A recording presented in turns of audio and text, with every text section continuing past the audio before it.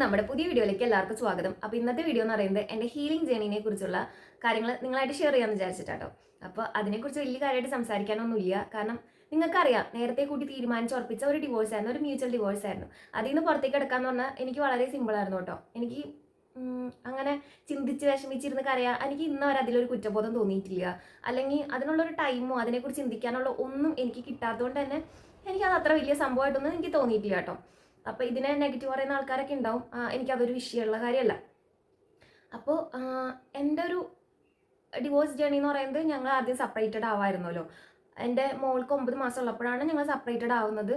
അത് കഴിഞ്ഞ് സെപ്പറേറ്റഡ് ആയി ഒരാഴ്ച കഴിഞ്ഞപ്പോൾ തന്നെ എനിക്ക് കുഞ്ഞുണ്ടായി.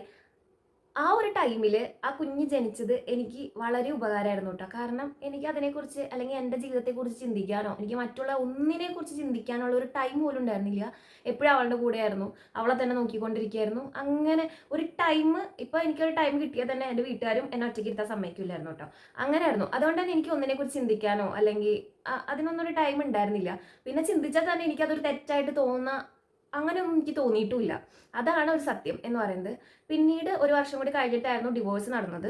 ആ ഡിവോഴ്സ് നടന്നപ്പോഴും എനിക്കൊരു നഷ്ടബോധം അല്ലെങ്കിൽ എനിക്കത് വേണ്ടായിരുന്നു അങ്ങനെ ഒരു ചിന്തയൊന്നും ഇന്ന് വരെ ഉണ്ടായിട്ടില്ല കേട്ടോ. അതുകൊണ്ട് തന്നെ എൻ്റെ ഹീലിംഗ് ജേണി എന്ന് പറഞ്ഞാൽ ഒറ്റയ്ക്കിരുന്ന് കരയുക, വിഷമിക്കുക, സങ്കടപ്പെടുക അങ്ങനെയൊന്നും ചെയ്തിട്ടില്ല എന്ന് പറയുന്നില്ല കേട്ടോ. അങ്ങനെയൊക്കെ ചെയ്തിട്ടുണ്ട്. അതൊക്കെ ജീവിതത്തിൻ്റെ ഒരു ഭാഗം മാത്രമാണ്. പക്ഷേ അതെനിക്കൊരു നഷ്ടബോധം വന്നുകൊണ്ടോ അല്ലെങ്കിൽ ആളെൻ്റെ കൂടെ ഉണ്ടായിരുന്നെങ്കിൽ എനിക്ക് സ്വർഗം കിട്ടുമെന്നൊന്നും വിചാരിച്ചിട്ടൊന്നുമല്ല കേട്ടോ. അത് ഈ ചില ആൾക്കാരുടെ കുത്തുവാക്കുകൾ, സംസാരം എല്ലാം അറിഞ്ഞു വെച്ചിട്ടും ചില ആൾക്കാർ നമ്മുടെ അടുത്ത് വന്നിട്ട് ചോദിക്കും, കുഞ്ഞുങ്ങളുടെ പപ്പ എന്തി, ആളെന്തൊക്കെ വരാത്തെ, അങ്ങനെ ഒരു രീതിയിലൊരു സംസാരമൊക്കെ ഉണ്ടാവും. അത് നമ്മൾ നന്നായിട്ട് എന്താ പറയുക, നിങ്ങൾക്ക് അങ്ങനെ ചോദിച്ചിട്ട് പോയാൽ മതി.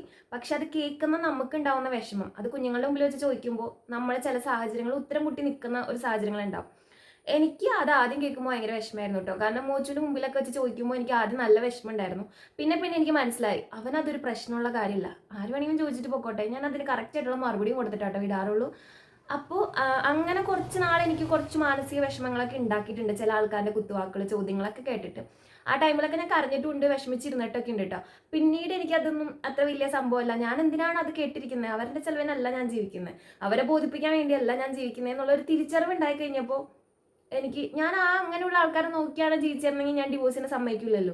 ആൾക്കാരെന്ത് വിചാരിക്കും, നാട്ടുകാരെന്ത് വിചാരിക്കും എന്ന് ചിന്തിച്ചായിരുന്നെങ്കിൽ എനിക്കതിന് അപ്പോൾ പിന്നെ ഞാൻ മറ്റുള്ള കാര്യങ്ങളും അവരെ നോക്കി ജീവിക്കേണ്ട ആവശ്യമില്ല എന്നുള്ള ഒരു ബോധ്യം വന്നപ്പോൾ ഞാൻ അങ്ങനെയുള്ള ചിന്തകൾ, വിഷമങ്ങൾ, ചിന്തകളൊക്കെ മാറ്റിയിട്ടോ. പിന്നെ ഞാൻ നിങ്ങളായിട്ട് ഷെയർ ചെയ്യാം എന്ന് പറഞ്ഞൊരു കാര്യം, എനിക്ക് കഴിഞ്ഞ ദിവസം ഇൻസ്റ്റഗ്രാമിൽ ഒരു മെസ്സേജ് വന്നു. ഞാൻ ഇൻസ്റ്റഗ്രാം യൂട്യൂബ് പോലെ കൊണ്ടുനടക്കുന്ന ഒരാളല്ല. യൂട്യൂബ് പോലും ഞാൻ അങ്ങനെ ആക്റ്റീവായിട്ട് കൊണ്ടുനടക്കുന്ന ഒരാളല്ല.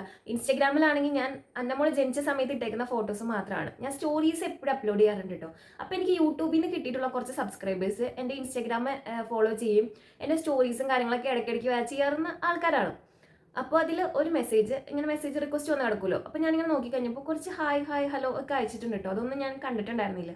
അതിലൊരു മെസ്സേജ് ഇങ്ങനെയാണ്, നിങ്ങൾ എങ്ങനെയാണ് ഇത്ര പെട്ടെന്ന് മൂവ് ഓൺ ആയത്, നിങ്ങൾക്ക് എങ്ങനെ ഇങ്ങനെ സന്തോഷിക്കാൻ കഴിയുന്നു, നീ എന്ത് ദുഷ്ടയാണ് എന്നുള്ളൊരു വാക്ക് കണ്ടു കേട്ടോ.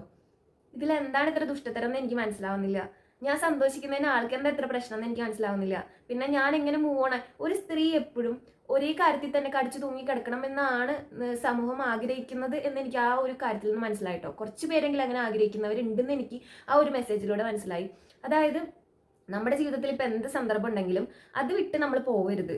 ഇപ്പോൾ ഒരു സ്ത്രീയുടെ ഭർത്താവ് മരിക്കാം, അല്ലെങ്കിൽ ഡിവോഴ്സ് ആവാം, അല്ലെങ്കിൽ ഇപ്പോൾ നമുക്ക് ബ്രേക്കപ്പ് സംഭവിക്കാം. ആ ഒരു വിഷയത്തിൽ തന്നെ ജീവിതകാലം മൊത്തം നമ്മൾ കടിച്ചു തൂങ്ങി കിടക്കണം എന്ന് പറഞ്ഞു കഴിഞ്ഞാൽ അത് എല്ലാവർക്കും പറ്റുന്ന കാര്യമല്ല. ഒരു ജീവിതമാകുമ്പോൾ മുന്നോട്ട് പോകേണ്ട സാഹചര്യങ്ങളുണ്ടാവും. അവിടെ സന്തോഷവും സങ്കടവും ഒക്കെ വരും.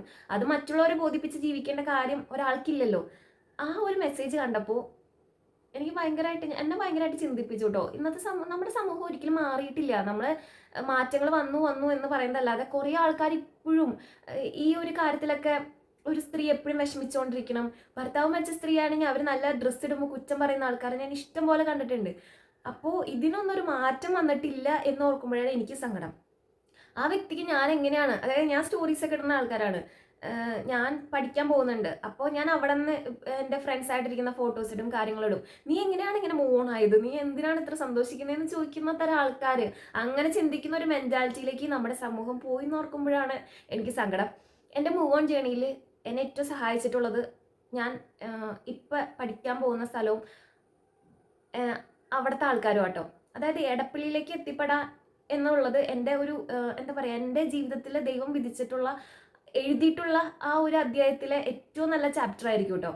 കാരണം അവിടെ എത്തി നല്ല ആൾക്കാരെ പരിചയപ്പെടാൻ പറ്റി, നല്ല വ്യക്തികളായിട്ട് എനിക്ക് സംസാരിക്കാൻ പറ്റി, സൗഹൃദം സ്ഥാപിക്കാൻ പറ്റി, ഇപ്പോഴും ആ ബന്ധങ്ങൾ എനിക്ക് കൊണ്ടുപോകാൻ പറ്റി കേട്ടോ. ഇതിപ്പോൾ നമ്മളെ വിഷമിച്ച് സങ്കടപ്പെട്ട് അല്ലെങ്കിൽ എൻ്റെ പഴയ ജീവിതത്തിൽ തന്നെ കടിച്ചു തൂങ്ങുകയാണെങ്കിൽ ഒരിക്കലും എനിക്ക് നല്ല ആൾക്കാരെ പരിചയപ്പെടാൻ പറ്റില്ല, നല്ല സ്ഥലങ്ങളിലേക്ക് എത്തിപ്പെടാൻ പറ്റില്ലായിരുന്നു.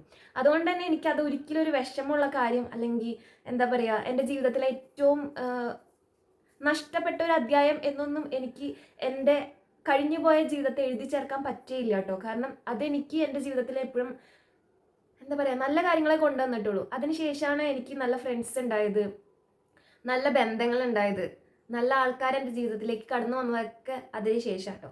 അതുകൊണ്ട് തന്നെ എനിക്ക് എന്താ പറയുക, എൻ്റെ ഹീലിംഗ് ജേണി എന്ന് പറയുന്നത് അല്ലെങ്കിൽ എൻ്റെ ഒരു മൂവ് ഓൺ ജേണി വളരെ സിമ്പിളായിരുന്നു.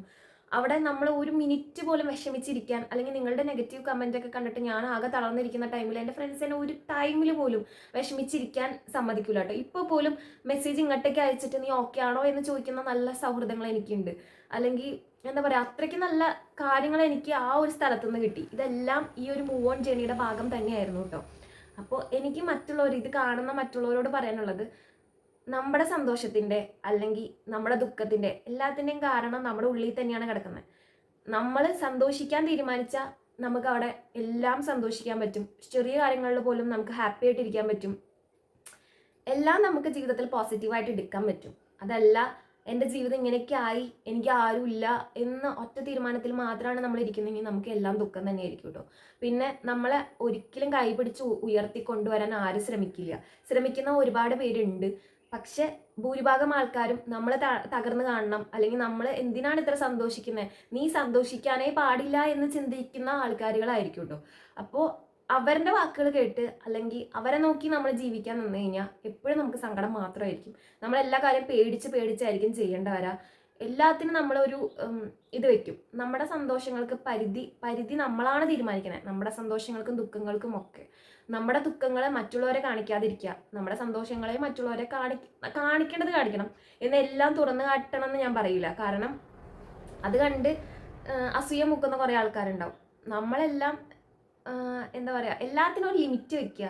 അതാണ് എനിക്കിത് കാണുന്ന എൻ്റെ അതേ സാഹചര്യത്തിൽ നിൽക്കുന്ന ആൾക്കാരോട് പറയാനുള്ളത്. നമ്മൾ എന്ത് കാണിച്ചാലും, നല്ലൊരു ഡ്രസ്സ് ഇട്ടാലും, നമ്മൾ നന്നായിട്ട് മേക്കപ്പ് ചെയ്താലും, നമ്മൾ എങ്ങനെ നടന്നാലും, നമ്മളുടെ ഒരു ആൺസുഹൃത്തിൻ്റെ കൂടെ ഒരു ഫോട്ടോ പോസ്റ്റ് ചെയ്താൽ പോലും നമ്മളെ സംശയത്തിൻ്റെ ദൃഷ്ടിയിൽ കാണുന്ന ആൾക്കാരായിരിക്കും. അങ്ങനെയുള്ള ആൾക്കാരുടെ വാക്കുകളൊന്നും ശ്രദ്ധിക്കാതിരിക്കുക. നമ്മളൊരു തീരുമാനം എടുത്തു കഴിഞ്ഞാൽ നമുക്ക് മുന്നോട്ട് പോകാൻ ഭയങ്കര ഈസി ആയിരിക്കും. നമ്മൾ തീരുമാനത്തിൽ അടിയുറച്ച് വിശ്വസിക്കുന്നുണ്ടെങ്കിൽ നമുക്ക് ബാക്കോട്ടേക്ക് നോക്കേണ്ട ആവശ്യമില്ല, നമ്മുടെ പിന്നോട്ടുള്ള ജീവിതം നോക്കേണ്ട ആവശ്യമില്ല.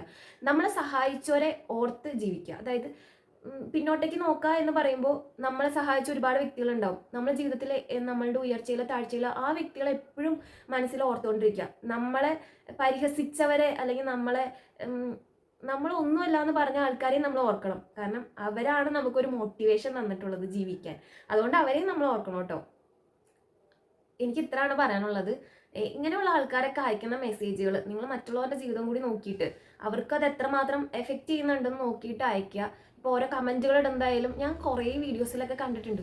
അപ്പോൾ ഇപ്പം മൂവ് ഓൺ ചെയ്യാൻ നിൽക്കുന്ന പെൺകുട്ടികളോടായാലും ആൾക്കാരോടായാലും എനിക്ക് പറയാനുള്ളത്, ആൺകുട്ടികളോടായാലും എനിക്ക് പറയാനുള്ളത്, മറ്റുള്ളവരെ നോക്കി ഒരിക്കലും ജീവിക്കേണ്ട.